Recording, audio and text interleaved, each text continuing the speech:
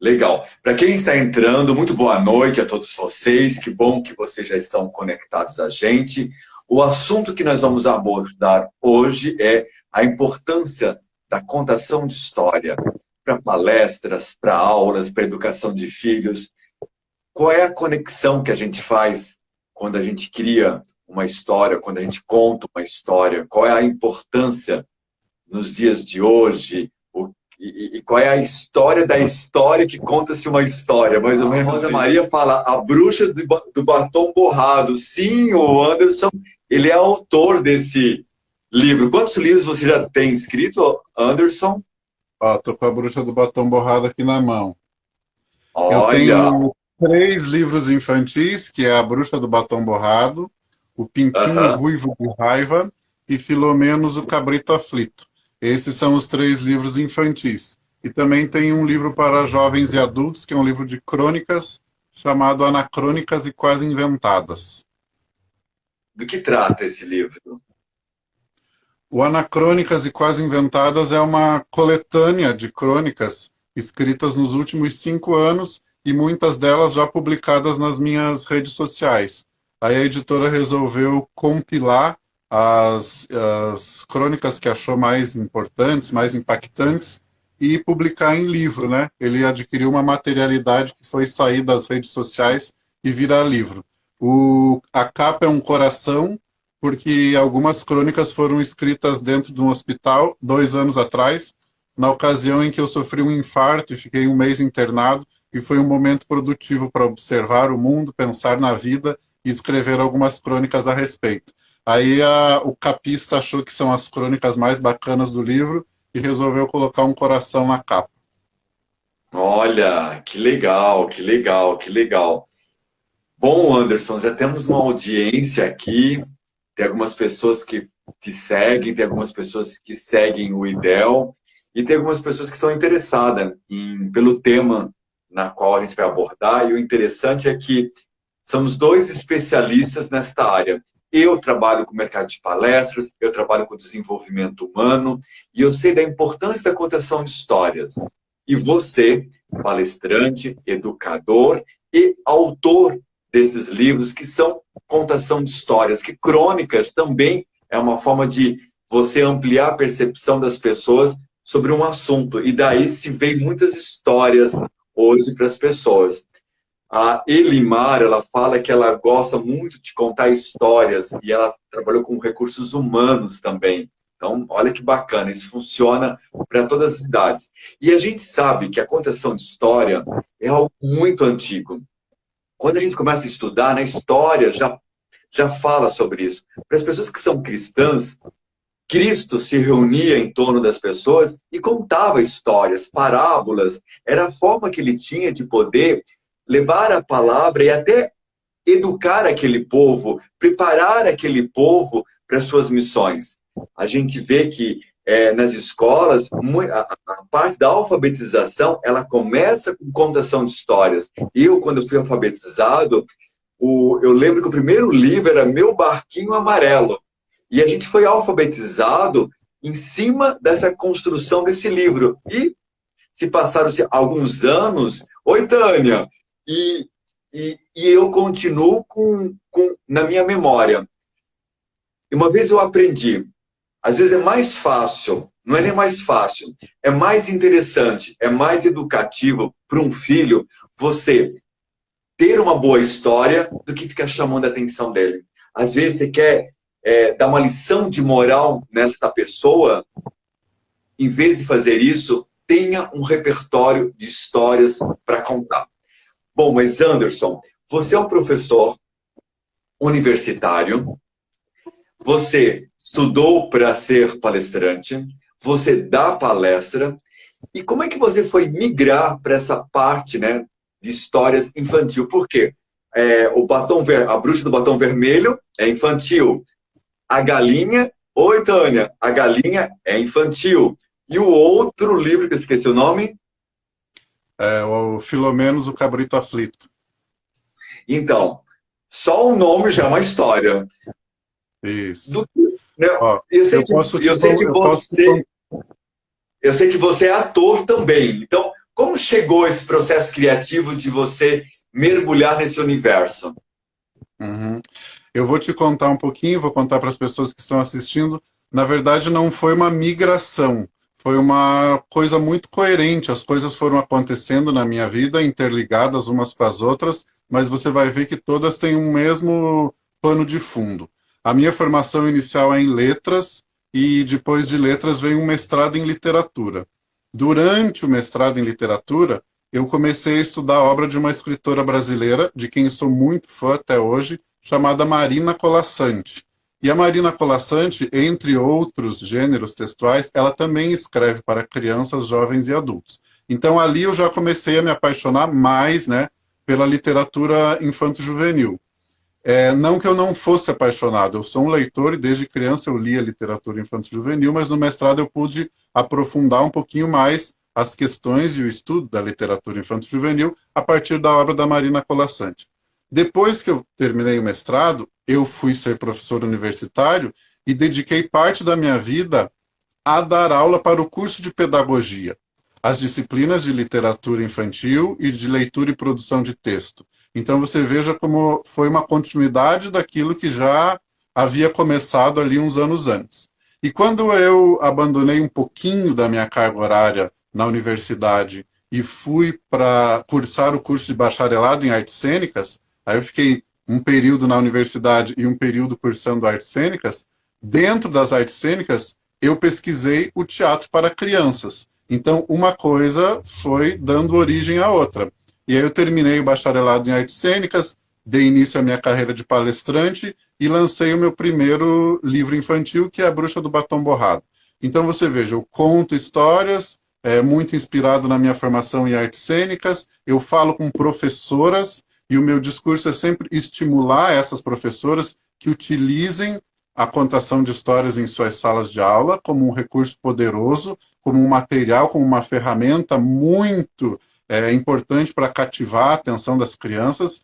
Confesso para você que eu não gosto muito da palavra lição de moral ou texto com fundo moral, porque eu creio que um bom texto literário vai despertar isso por conta na criança, sem que o professor precise ficar insistindo nesse discurso, nessa lição de moral. A criança vai ler o texto, vai aprender coisas dali, vai sentir coisas com a leitura do texto e vai pensar, raciocinar sozinha, vai aprender as coisas sozinha. Não precisa ficar reforçando essa lição de moral. Inclusive tem um pouquinho de pânico de textos que já vem com uma lição de moral muito pronta e que não te dá muita margem para você pensar e para você mesmo fazer as relações daquela história com a sua própria vida. Mas eu Ela tenho... meio que te induz, né?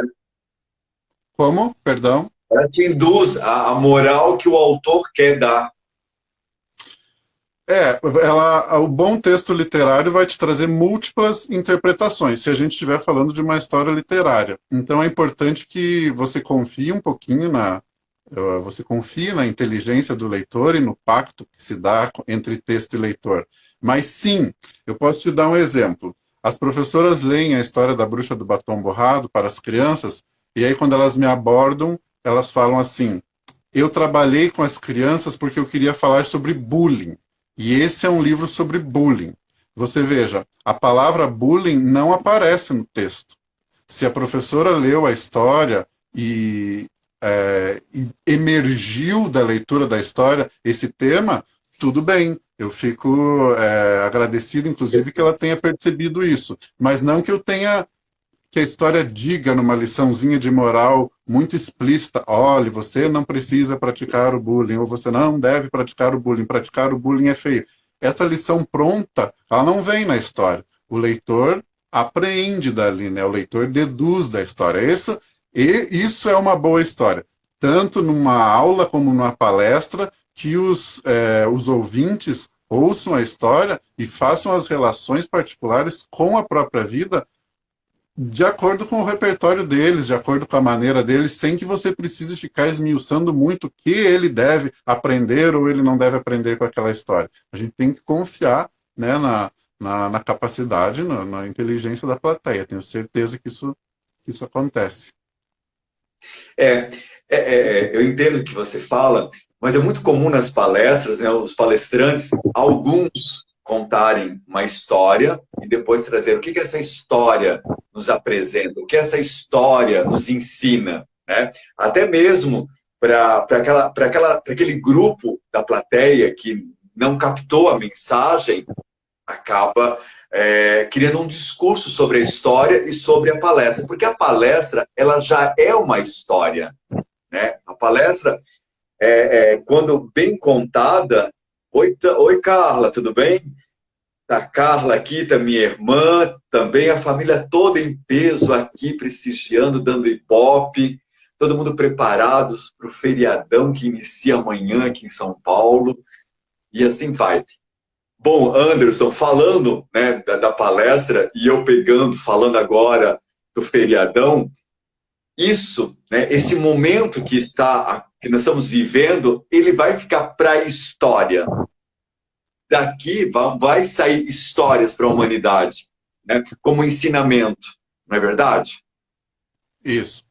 O escritor Eduardo Galeano tem uma frase que eu gosto muito, que é mais ou menos assim: os cientistas dizem que somos feitos de átomos, mas um passarinho me contou que somos feitos de histórias.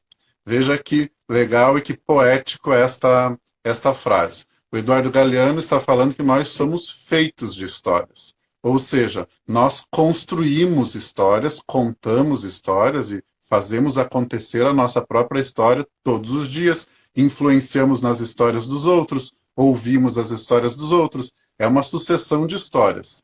Se você gosta muito, por exemplo, de novelas, de séries, de livros, você vai ver que a matéria-prima de uma novela é uma história. A matéria-prima de uma série é uma história. Quando você está viciado numa série, você diz assim: só mais um episódio, só mais um episódio, só mais um episódio que eu já vou dormir. E de repente é 6 horas da manhã e você está ali ainda na frente da televisão vidrado. Você está vidrado no quê? Na história. Nós somos viciados, né? Vidrados, gostamos muito de histórias. Então a matéria-prima para várias, né? Para a série, para a novela, para o livro, para o cinema, para o filme, são as histórias. Nós contamos as nossas próprias histórias e gostamos de ouvir as histórias dos outros. Por isso que o professor ou o pai e o palestrante precisam ver que ele tem uma ferramenta muito poderosa em mãos, que é a história. Se eu chego para você e digo assim: Edmar do céu, você não sabe o que aconteceu. Você vai parar tudo que você está fazendo porque você quer saber o que aconteceu. Porque você sabe... Ainda mais desse jeito, né? Depois que você ouve um Edmar do céu, você não sabe o que aconteceu. Você sabe que depois disso vem uma história. E você prontamente fica atento para querer saber o que aconteceu. Lá na escola você vai falar assim: era uma vez. Porque depois do era uma vez, vem uma história. E as pessoas se predispõem a escutar boas histórias. Se ela for uma boa história, se ela for bem contada, você vai ter plateia, você vai ter quem te ouça. Com o mesmo entusiasmo que numa roda de conversa, numa mesa de bar, as pessoas ficam contando histórias o tempo todo, com esse mesmo entusiasmo, o professor e o palestrante levam para o seu trabalho a história e a contação de histórias, ou o pai em casa, enfim. O que a gente tem para dizer, uma coisa muito simples, é que é um instrumento poderoso e que se você tem uma boa história nas mãos, né, uma boa história pronta para ser contada, você não precisa de um grande esforço para conquistar a plateia, para ter a atenção da plateia e para ter o silêncio da plateia. Tem uma coisa que eu estava pensando hoje à tarde, que é o equilíbrio que um professor ou que um palestrante precisa ter, né, um cuidado que ele precisa ter, para também não ficar o tempo inteiro apenas contando histórias. E o pior, às vezes o professor conta histórias só da própria vida. E os alunos, né, eu já escutei alunos perguntando assim: será que o professor vai perguntar sobre a vida dele na prova? Porque o que ele fez o bimestre inteiro foi contar histórias da própria vida. Não é proibido contar histórias da própria vida, não é proibido contar experiências, contanto que elas tenham relação com o conteúdo que está sendo ministrado. Aí sim a palestra vai ficar interessante, a aula vai ficar interessante. Feliz o professor que consegue mediar, né, fazer um bom equilíbrio entre o conteúdo que ele está lecionando e as histórias que ele conta. Se ele ficar só no conteúdo, só no conteúdo, só no conteúdo, ele vai ficar conhecido como aquele professor que só dá conteúdo, que os alunos às vezes têm sono de assistir a aula, enfim. E se ele contar só histórias, também vai ser, né, vai ser alvo de críticas. Então, se ele consegue equilibrar, explica uma coisa e dá um exemplo prático da vida real que esteja conectado com as pessoas, e esse exemplo pode ser uma história, uma notícia, uma coisa que aconteceu com ele, uma coisa que aconteceu com o vizinho, uma coisa que está na Bíblia, uma coisa que está nas fábulas, uma coisa que... Porque tudo isso são histórias. Se você consegue ilustrar com a história o conteúdo que você está ministrando, mais rico vai ser a sua palestra, mais rica vai ser a sua aula. Eu acredito nisso. É o discurso que eu sempre repito nas minhas palestras, é o que eu sempre falo nas minhas aulas, nas minhas oficinas de escrita criativa. O prazer que você tem por ouvir, ler, ouvir e contar histórias. Muito legal. E o grande desafio de um palestrante é prender a atenção dos seus ouvintes. Primeiro, o palestrante tem um grande desafio de levar a sua experiência pessoal para um grupo de pessoas, para uma audiência, para os seus ouvintes. E sempre tendo um propósito de tornar comum o seu conhecimento, a sua experiência para essas pessoas, para que elas tomem uma ação. Então, quando uma empresa contrata um palestrante, é justamente para fazer com que, na forma mais popular, abra a cabeça dessas pessoas para que elas possam refletir e melhorar o seu comportamento, o seu desempenho, o tema que for acordado entre o palestrante e a empresa. E eu percebo que muitos palestrantes, quando vão falar, ou quando eles estão palestrando, é uma volta muito a si. E eu sempre comento isso com os meus alunos. Muito cuidado, porque as pessoas, quando você não sabe contar bem, deixa muito claro que só você sabe fazer aquilo do seu jeito. Agora, transformar o seu aprendizado e ampliar o seu aprendizado para as pessoas é o desafio do palestrante. E quando ele consegue trazer histórias para uma palestra, uma ou duas, ele amplia. E tem um outro desafio do palestrante, que não é contar, mas é saber contar. Porque quando você conta uma história, você ativa o imaginário dos seus ouvintes. E esse imaginário, ele vai se potencializar pela forma como você vai contar, que envolve entonação, né, de voz, que envolve os gestos, que envolve caras, que envolve uma série de outros movimentos que traz uma veracidade. Por isso que quando você está falando em série, e quando a gente fala em livros que vira série, livros que vira filme, se muitas pessoas que leem um livro e depois veem o filme, dizem que o livro é muito melhor, porque no livro você teve a permissão de fantasiar do seu jeito todos os personagens, todo o enredo da história. E quando você vê, é aquilo que você falou, é induzido pelo autor, pela direção de arte, criar um cenário. Então, o palestrante precisa desenvolver esse aspecto, né, de saber contar. Uhum.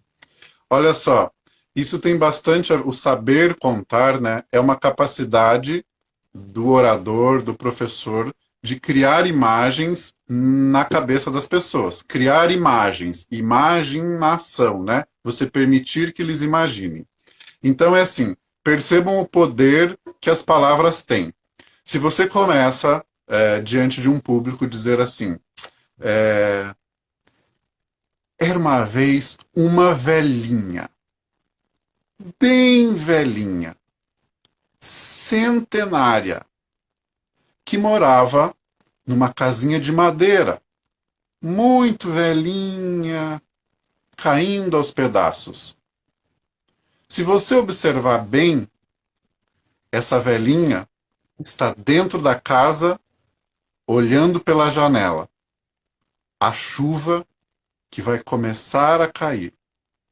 Veja, você deve ter imaginado a casa e a velhinha, certo? Mas cada uma das pessoas... a velhinha centenária. Cada uma das pessoas que está nos ouvindo aqui na live, imaginou a sua própria casinha e a sua própria velhinha. Então, se são 100 pessoas nos assistindo, são 100 casinhas diferentes e são 100 velhinhas diferentes. Porque você fez com que as pessoas imaginassem a partir de suas próprias vivências, a partir do seu repertório. Então, você ativou a imaginação delas. Isso é muito poderoso. Diferentemente de um filme, por exemplo, que se for contar a história da velhinha, vai mostrar uma casa que é a mesma casa para todos que estão vendo aquela casa e é a mesma velhinha para todos que estão vendo aquela velhinha, entendeu? Você está convidado a acreditar naquela casa e naquela velhinha, e não imaginar a sua própria casa ou a sua própria velhinha. São dois estilos de narrativas diferentes, mas a pessoa que fala que o livro foi mais interessante é porque, como você disse, ela se permitiu imaginar. O livro convidou ela a trazer para a história seu próprio repertório. Eu converso com os meus amigos e eles me contam que dizem assim, quando eu leio um romance, eu empresto rosto aos personagens. Eu pego a cara de um parente, boto nesse personagem aqui, eu pego uma professora que eu conheci e fico imaginando a história a partir de rostos já conhecidos. A gente faz isso, né? Você imagina. E aí quando você vê o filme, não foi o rosto que você imaginou. Foi o rosto que o diretor do filme imaginou e dos atores que foram contratados. É outra linguagem, é outra coisa. Mas tem você ser convidado a imaginar mais, né, quando você está lendo uma história. A criação do imaginário, né, o incentivo ao imaginário. Eu quero aproveitar, vou pedir para que você comente um pouquinho, que eu quero falar como despertar um pouquinho o imaginário das crianças, como que os pais e os professores podem trabalhar com a contação e despertar esse imaginário nas crianças. Então, eu vou só fazer um breve comentário. Você falou que palavras são códigos, né? Porque quando você fala uma palavra, essa palavra faz eu imaginar. Se eu falo casa, cada um vai imaginar a sua casa.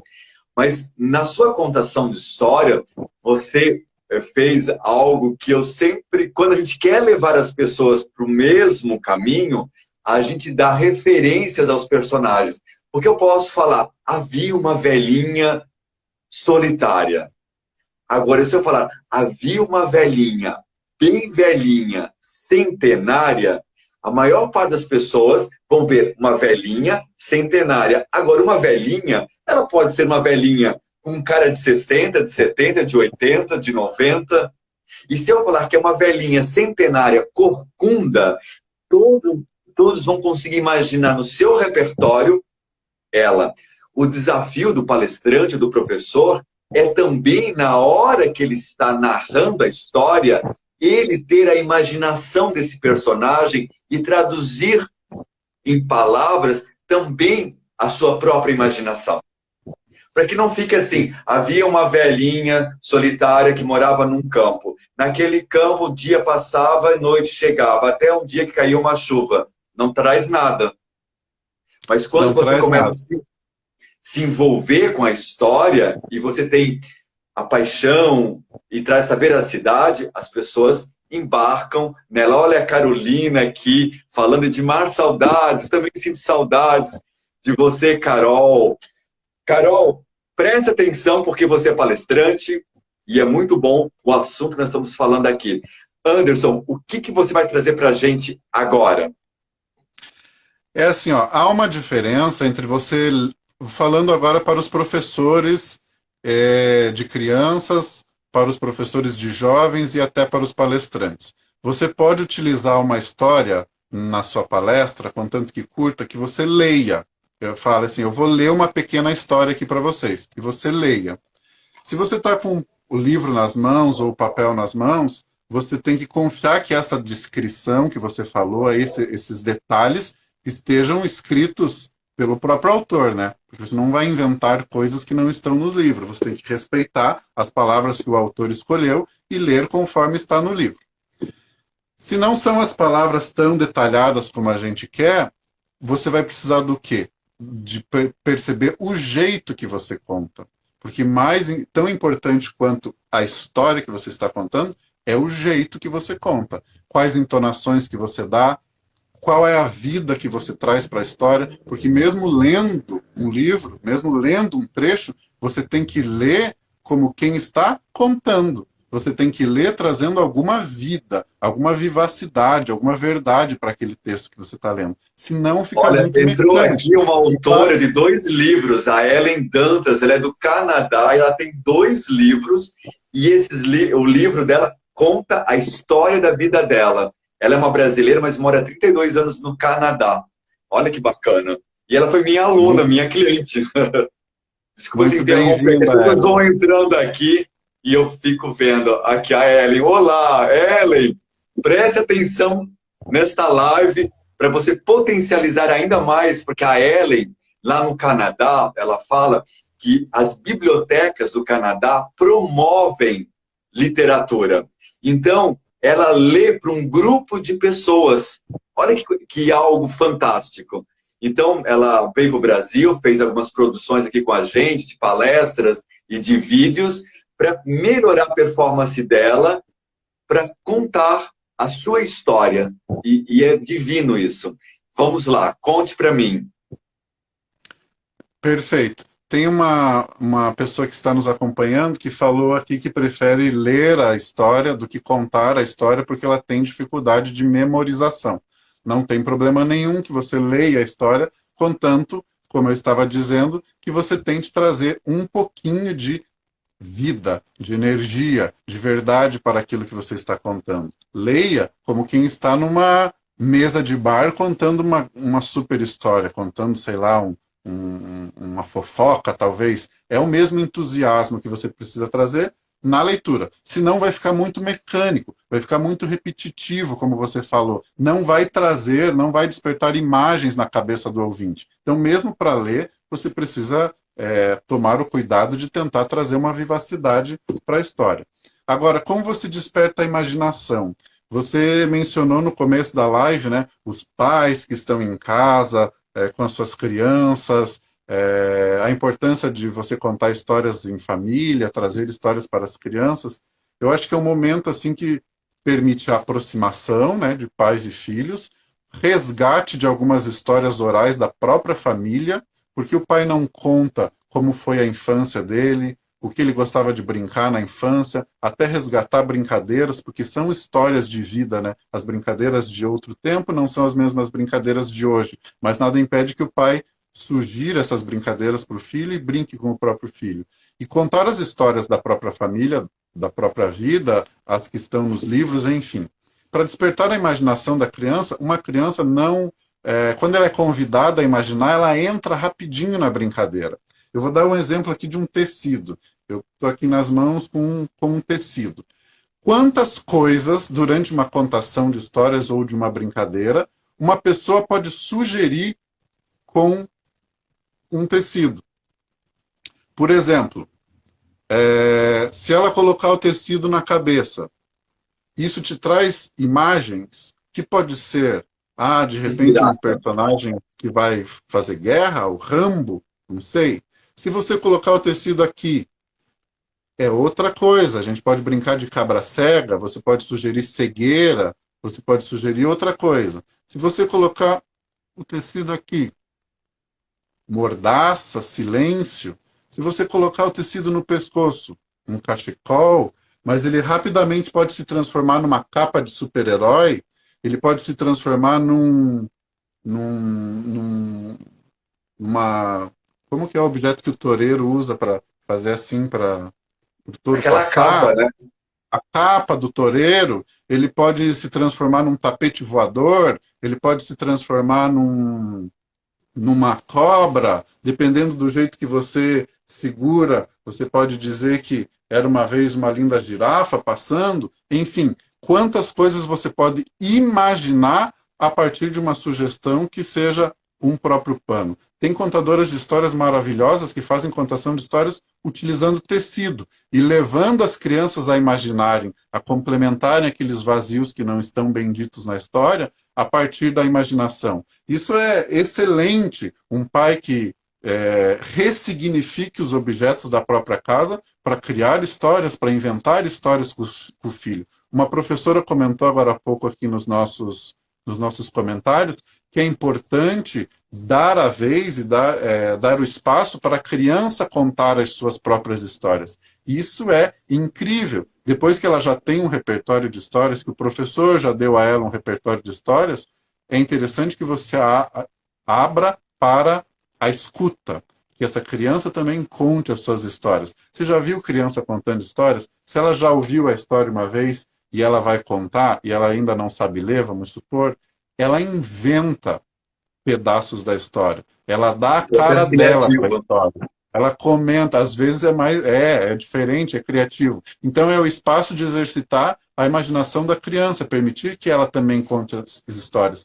Porque se você permitir que ela conte a história, ela está desenvolvendo a imaginação dela, o desenvolvimento da fala e da oralidade e, é claro, a criatividade na invenção das histórias. Então, quantas coisas podem ser feitas, quantas coisas podem ser sugeridas com histórias, com as histórias que estão nos livros, com poucos objetos, enfim. Vai do professor, vai do palestrante, vai do pai, se inspirar nesses exemplos, talvez, para criar suas próprias brincadeiras e suas próprias É se histórias. libertar desse estado de se achar que vai ser ridículo, né? Eu vejo, por exemplo, nos cursos que eu dou, quando na hora da oratória, na parte da contação de história, eu vejo que alguns alunos, alguns palestrantes, eles se jogam no chão. Eles entram no clima, eles mudam o tom de voz, a expressão facial, eles trazem o personagem, eles incorporam o personagem e fica fantástico. Nos meus cursos de oratória, eu tenho uma coletânea de histórias, de pequenas histórias. E aí eu faço o seguinte, Anderson, eu dou para cada um a história, uma folha de ofício, até a metade é a história. Aí eu peço para as pessoas primeiro lerem só com os olhos. Depois, elas têm que ler em voz alta. Depois que elas leram em voz alta, eu peço para elas interpretarem a história lendo. E depois, eu tiro a folha e falo, em cima dessa história, amplie. Tem histórias, por exemplo, tem até uma pessoa que está assistindo aqui, que é a Sindai, de uma história de um canarinho que pousava em cima de um fio de rede elétrica. Ela trouxe e ela falou sobre educação financeira e eu dei essa história para ela ler.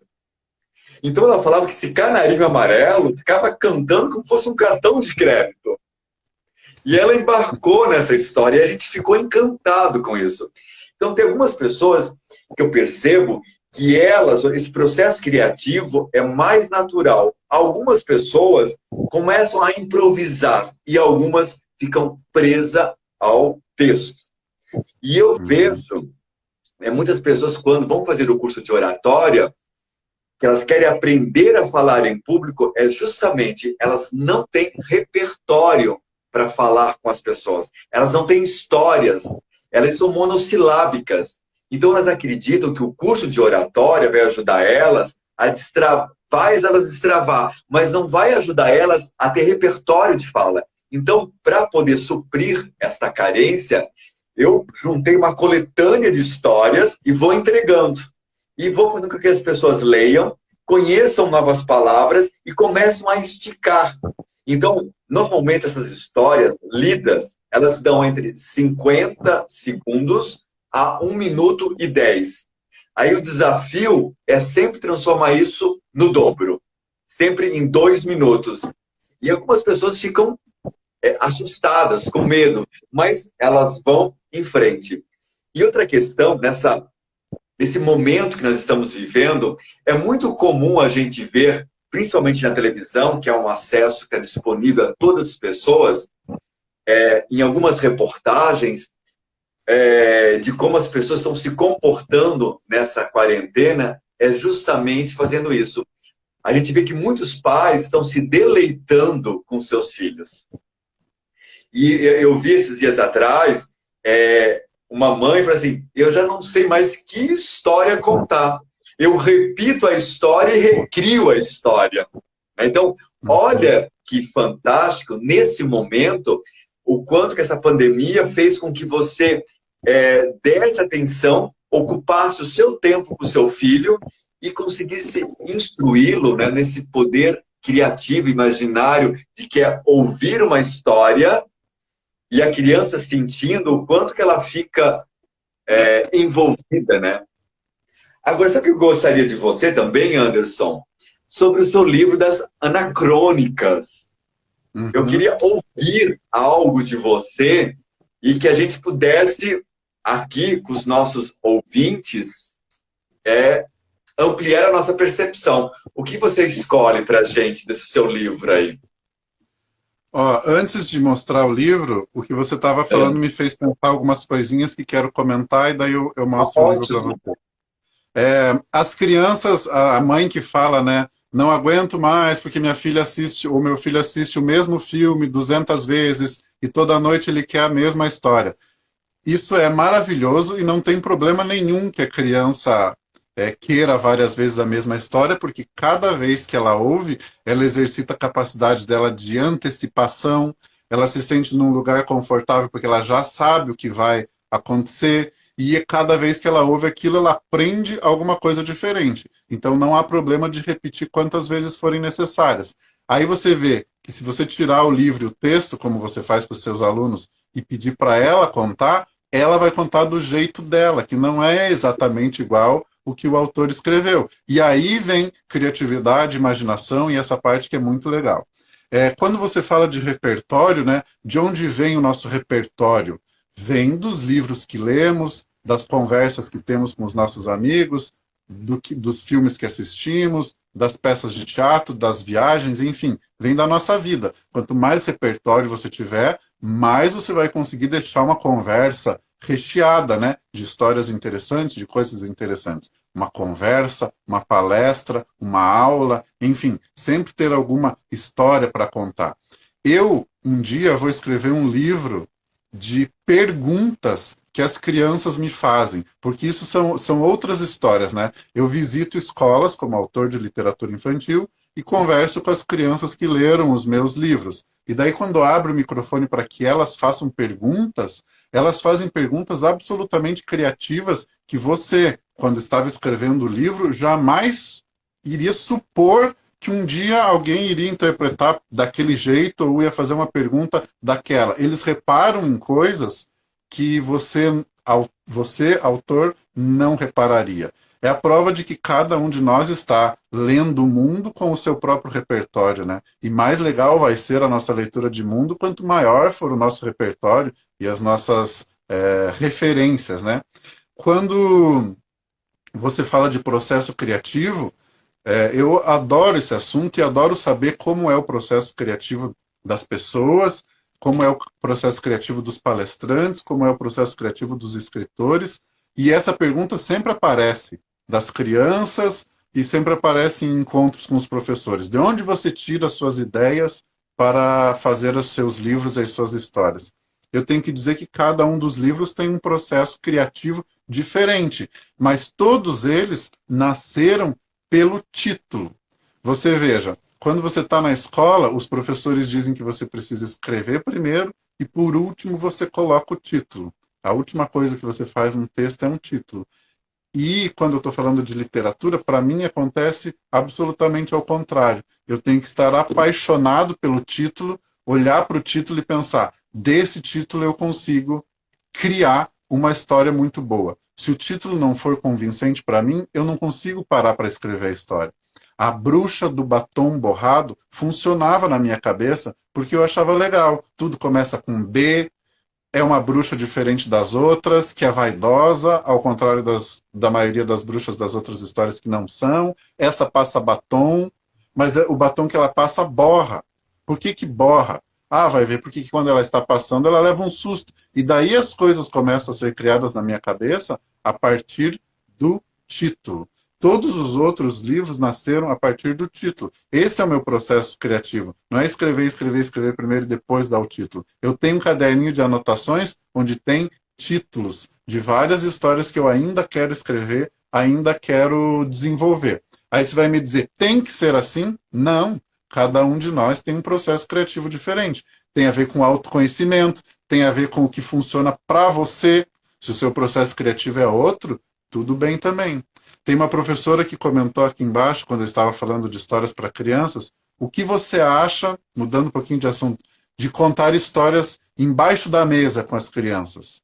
Ah, Gente, eu se você vi. está com crianças em casa, se você vai embaixo da mesa, coloca uma toalha, tá escuro, aquilo imediatamente vira uma caverna, uma cabana, e você com uma lanterninha na mão, lê um livro ou lê uma história, você acabou de criar uma atmosfera que vai fazer com que a imaginação e, né, a criatividade delas vá longe, com uma coisa simples, que é entrar embaixo de uma mesa, apagar a luz, ligar uma lanterna. Como você cria, né, esses ambientes? Enfim, você falou do livro, eu não sei como a gente Isso. está de horário, mas eu escolhi uma das crônicas que se chama O que entope o seu coração. Ela é O que breve, toca o seu coração? alguém já até comentou aqui, fez os comentários que gosta do livro e que gosta da crônica O que entope o seu coração. Então, se a gente tiver tempo, como que a gente está de tempo aí, eu vou Nós ler temos 20 rapidinho essa crônica. minutos. Quanto? 20 minutos. 20. Então, para todo mundo que está nos ouvindo, eu vou ler uma crônica desse livro aqui, que se chama Anacrônicas e Quase Inventados, é uma coletânea de crônicas, é meu último livro. E o tema é O que entope o seu coração.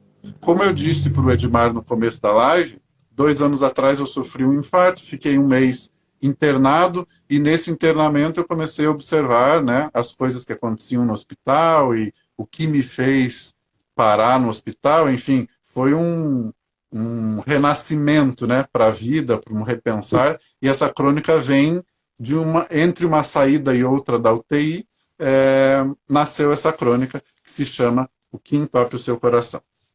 Então vamos lá. Um coração não entope apenas com gordura. Entope quando você percebe que a estupidez dos governantes do seu país já atingiu todos os limites. Entope quando você, em nome do dinheiro, segue uma carreira com a qual não se identifica. Entope com o assédio moral de um chefe tirano que você, por medo de perder o emprego, aguenta por longos anos. Entope com as tristezas que ninguém ouviu e você engoliu. Entope quando você, por medo da solidão, insiste em permanecer ao lado de alguém que não torce por você e despreza suas pequenas conquistas. Entope quando você precisa sempre vencer uma discussão, mesmo sabendo que as palavras também matam. Entope quando sua sede por criticar é maior que sua capacidade de incentivar. Entope com fofoca. Entope quando você expõe o outro para tentar esconder as suas próprias mentiras. Entope quando você agride gratuitamente um desconhecido nas redes sociais, mais pelo prazer e pela facilidade da agressão do que pela disposição em compreender, interpretar e argumentar sobre uma ideia contrária à sua.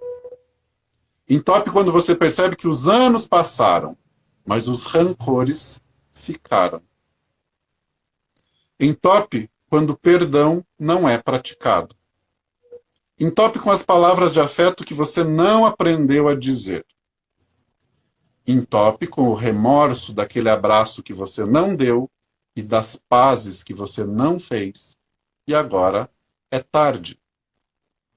Um coração não entope apenas com gordura. O que entope o seu coração? Do livro Anacrônicas e Quase Inventadas. Vamos ver Olha se que a galera bonito. está Que acompanhando. bárbaro. Que bárbaro. Teve gente que já deu palma, chorou, tem gente que está falando que adorou. Olha que bárbaro. Gostei mesmo.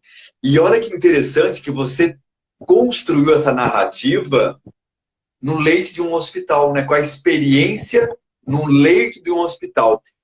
Eu recebi, Isso. né? Já vamos falar sobre a sua crônica. Eu recebi um texto ontem no grupo do WhatsApp falando sobre o isolamento, que nós não estamos isolados, mas quem está isolado é quem está num hospital preso, que não pode sair. E aí tem toda uma história, eu falei, nossa, como essa história que esse autor escreveu faz a gente parar e refletir que quando a gente fala que eu estou isolado, estou preso, não, eu saio, eu me desloco. Agora, quem está diante de uma situação que não pode sair como num hospital ou num quarto, esta sim está em isolamento, não nós. E quando você fala do entupir, né, as artérias com esses lixos todos, né, que você foi colocando, que é a raiva, que é a fofoca, que é a ira, e aí você usa uma rede social para descarregar as suas tensões nervosas, os seus recalques, é por aí mesmo. Porque é uma pergunta que você fez, o que entope o seu coração, né? Não, foi isso, não é? Acho que muitas outras coisas entopem o coração. E depois que essa crônica foi publicada, eu comecei a receber como se fossem continuidades dela. As pessoas se identificam com uma ou outra coisa que também as deixa entupida, e elas mandam para mim, o meu entope por isso, por aquilo. Ou seja, é um convite a reconhecer aquelas pedras que você carrega e que só estão fazendo peso mesmo, né? Mas eu escrevi e às vezes me pego não seguindo as próprias coisas que escrevi. É um revisitar constante para que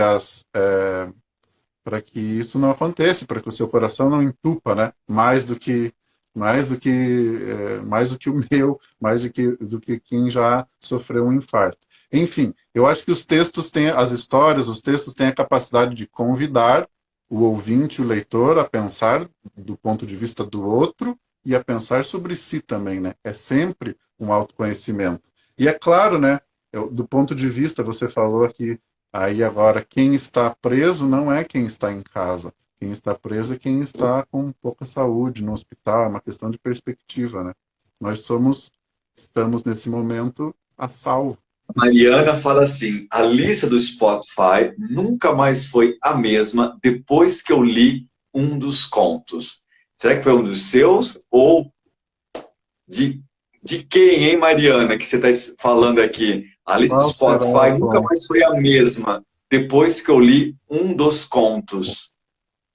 Agora eu quero te contar uma curiosidade. A maioria dos textos desse livro são bem-humorados, são leves, são irônicos, ele traz a leveza da crônica, porque a crônica tem esse convite ao pensamento, mas é de uma forma acessível, de uma forma leve. Mas não adianta. Esse texto e o último texto, que se chama Carta para a Tia Tita, que é uma carta que eu escrevi para uma tia minha, que ajudou na minha criação, e foi a primeira morte que eu enfrentei na vida de uma pessoa próxima, aí eu escrevo uma carta para ela.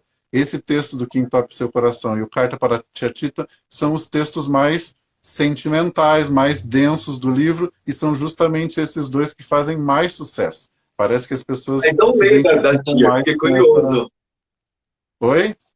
Leia da tia, então, fiquei curioso. Não, eu posso passar o link, eu posso dizer onde ele está publicado nas minhas redes sociais, mas eu não consigo ler sem ficar muito emocionado, abatido, e eu não vou pagar esse grande mico aqui ao vivo para todo mundo. Então eu prefiro que as pessoas leiam e tirem as suas próprias conclusões. Basta ir no meu Facebook, digitar Carta para a Tia Tita, ou me pedir o link, que eu mando o link do texto para vocês. Ele vai virar agora, nesse ano ainda, um livro ilustrado. A editora vai retirar ele aqui do livro Anacrônicas e vai fazer um livro ilustrado apenas com essa história do Carta para a Tia Tita. Será meu próximo livro a ser publicado. Enfim, as Tem pessoas se gente que identificam leu e bastante. falou que chorou mesmo. O Carta para a Tia Tita, ele é pesadinho mesmo. Então Tem não bastante vamos gente ficar. falando. Tem bastante gente falando da Bruxa do Batom Borrado e dos filhos que gostam da Bruxa do Batom Borrado e que gostam dos trocadilhos e do vocabulário da Bruxa do Batom Borrado. Então eu vou trazê-la aqui bem rapidinho só para dar um oi e um tchau para vocês. Espere um segundo só.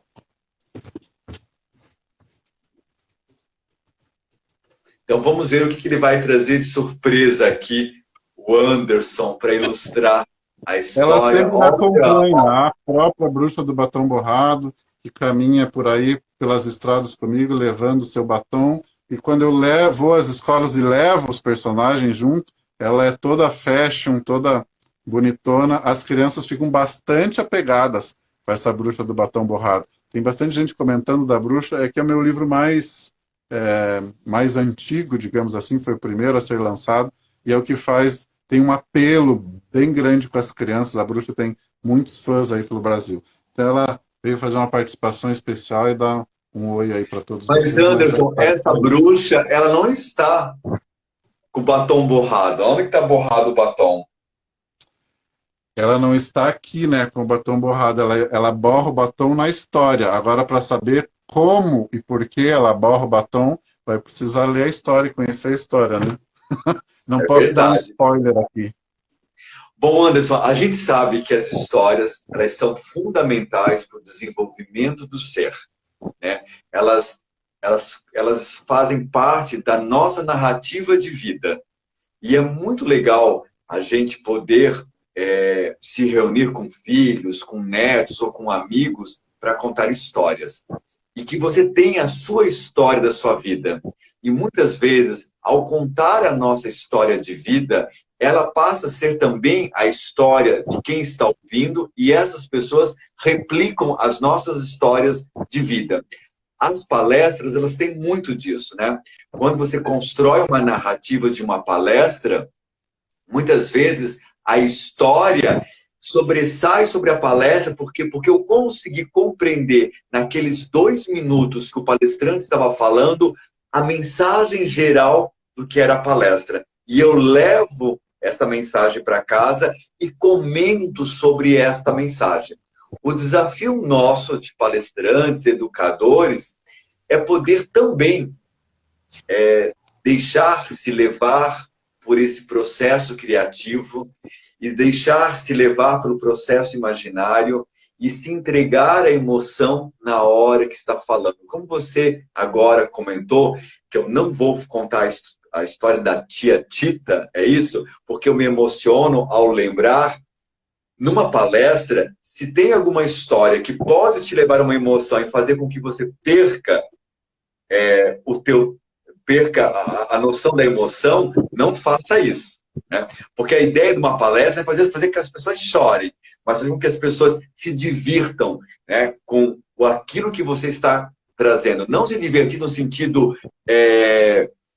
humorístico, mas sim que se divirtam com aquilo que você traz para elas, para que o momento dela se torne mais prazeroso, mais tranquilo e como um processo de aprendizado. Nós vamos logo encerrar. O que mais você quer deixar? Eu quero complementar o que você está falando, porque eu tenho uma palestra que se chama A Arte da Escutatória, que é o oposto, né, ou o complemento da oratória. Todo mundo está bem preocupado em saber falar bem em público, mas nós não estamos preocupados em aprender a ouvir bem aquelas pessoas que falam bem, né? Então dá um tilt aí, todo mundo querendo falar, mas poucos ouvintes e poucas pessoas preparadas para ouvir. E daí eu formatei uma palestra para o público educacional, né, para os professores, que é a arte da escutatória nas escolas. O foco é esse, né? Os ouvintes, o diretor ouve os professores ouvem os alunos ouvem seus pais, essas pessoas que fazem parte do ambiente escolar. Mas quando eu termino a palestra, as pessoas que vêm falar comigo falam assim: professor, gostei muito da sua palestra, acho que tem a ver o que você está falando aqui dentro da escola, mas eu fiquei pensando na minha relação com o meu filho, porque às vezes eu não escuto ele direito, nananana. Vem outro e fala: eu fiquei pensando na relação com meu marido, etc, etc. Então, quando você está falando e está explicando, você não tem ideia das pontes que as pessoas estão fazendo e das conexões que as pessoas estão fazendo na cabeça delas, na imaginação delas. Mas isso é muito legal. Tem uma professora comentando aqui que ela se emocionou quando leu O Pintinho Ruivo de Raiva, que é esse meu segundo livro aqui. Às vezes você não imagina. O Pintinho Ruivo de Raiva, ele é filho da Dona Galinha Ruiva. A Dona Galinha Ruiva é um clássico da literatura infantil, é a história de uma galinha que quer fazer um bolo e ninguém ajuda ela. Mas quando o bolo fica pronto, todo mundo aparece para comer. Essa história marcou minha infância. A Galinha Ruiva é uma das minhas histórias preferidas. Então eu dei continuidade a ela, inventando a história do filho dela, que é o Pintinho Ruivo de Raiva.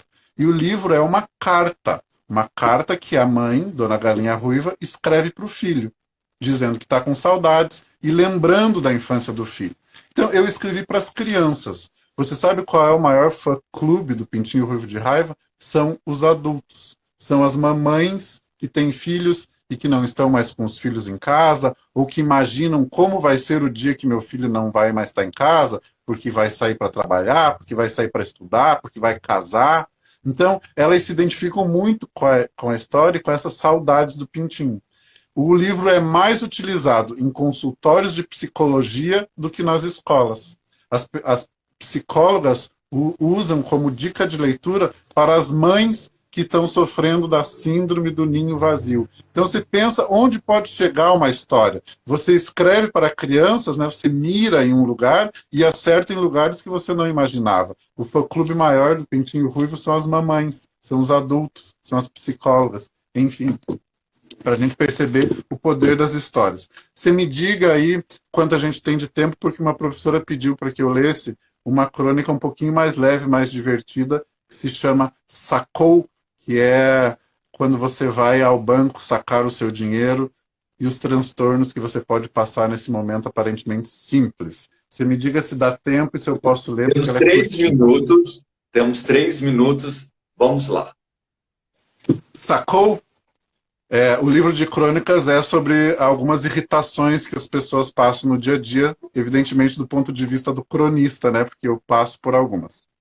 Sacou? Bem-vindo ao caixa eletrônico do seu banco. Para sacar dinheiro da sua própria conta corrente, é super simples. Insira seu cartão. Digite sua senha de 4 dígitos. Digite o mês do aniversário e o horário do seu nascimento. Confirme seu signo, ascendente e lua. Digite a chave de segurança do aplicativo do seu dispositivo móvel. Digite a data de aniversário de casamento da sua professora da 3ª série. Coloque seu indicador direito no leitor biométrico e responda: quantos patinhos foram passear além da montanha para brincar? Digite a data em que Sheila Mello foi eleita a nova loira do Tchan, de acordo com o calendário maia.